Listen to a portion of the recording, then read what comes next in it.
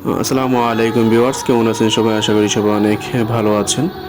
আমি যে বাসাটিতে থাকি এই বাসাটির ভাড়া হচ্ছে আমি 10 তারিখে দেই এবং ভাড়ার জন্য হচ্ছে আমি এই ব্যাংকটি প্রস্তুত করে রাখি প্রতি মাসেই।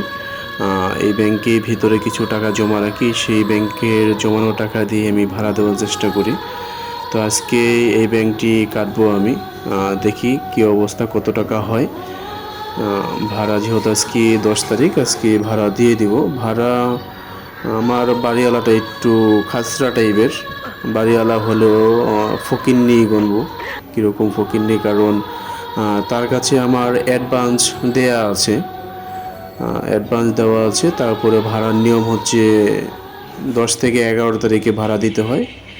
পুরো ঢাকা যেদিকেই যান আপনি, 10-11 তারিখে ভাড়া না দিলে পরবর্তীতে কথা বলা যায়। কিন্তু আমার বাড়িয়ালিটি হচ্ছে 5 তারিখের পরেই তার ঘুম হারাম হয়ে যায় যে শাহিন কোথায় গেছে। আমি বাসায় সব সময় থাকি না, মাসের ভিতরে 10-12 দিন থাকা হয়, বা বিভিন্ন জায়গায় একসময় একদিকে থাকা হয়, ভাইয়ের বাসা আছে। সব দিকে মিলাই ছিল বাসায় 10 থেকে 10 দিন 12 দিন এর উপরে থাকা হয় না। তো এই বাড়িয়ালি হচ্ছে 5 তারিখের পরেই খোঁজা শুরু করব শাহিন কই। আর দ্বিতীয় কথা হচ্ছে আমি বাসা থেকে সকালে বের হই 9টার দিকে, রাত্রে বাসায় আসতে আসতে আমার 12টা 12:30 বাজে। তো তার সাথে এরকম আমার দেখা হয় না। তো যাই হোক, আজকে ব্যাংকটি আমি কাটতেছি, দেখি কত টাকা হয়। আচ্ছা, ব্যাংক কাটি, তার মাঝে কিছু কথা বলি। এই হচ্ছে মহিলাটি 5 তারিখ থেকেই খোঁজা শুরু করবে আমাকে, কারণ যেহেতু আমি সারাদিন বাসায় থাকি না, আমার সাথে এরকম দেখা হবে না। আমার পাশে একটি ভাড়াটিয়া আছে আন্টি, তার কাছ থেকে খোঁজ দেবো শাহিন যে আমার সাথে দেখা করতে বইল। তো তার কাছেও 5 তারিখে বলা হয়েছিল এই মাসেও। পরবর্তীতে আন্টি আমাকে বলে শাহিন তোমাকে বাড়িয়ালি খুঁজছে। তখন আমি বইলা গেলাম যে আন্টি আপনি বইলেন তার ভাড়া 10 তারিখেই দিব, ভাড়া নিয়ে টেনশন করা লাগবে না। তিনি 9 তারিখে তার কাছে যে নাম্বারটি আমার দেয়া আছে সেই নাম্বারটি আমার আম্মুর কাছে রাখা ছিল, আম্মু আমার সেজু ভাইয়ের বাসায়। তো 9 তারিখে গতকাল সেই জায়গায় ফোন দেওয়া পুরো প্রেশানি পড়ে গেছে, সে ভাড়ার সময় হয়ে গেছে, শাহিন বাসায় নেই। বরঞ্চ আমি গতকাল বাসার থেকে যখন বের হয়েছি, ওই বাড়িওয়ালা দেখি নিচে বৈশা আছে। তো কীরকম মাথা মোড়া বাড়িওয়ালা জানি না, আমি তার সামনে দিয়ে গেছি তা বলতে পারে না। তো তিনি ভাবতেছে যে আমি বাসায় আসি না। তো যাই হোক, আমি বাসায় আসি বা না আসি সেটাও তাদের ফ্যাক্টর না। তাদের হচ্ছে ভাড়া নেওয়ার প্রয়োজন, তারা ভাড়া নেবে।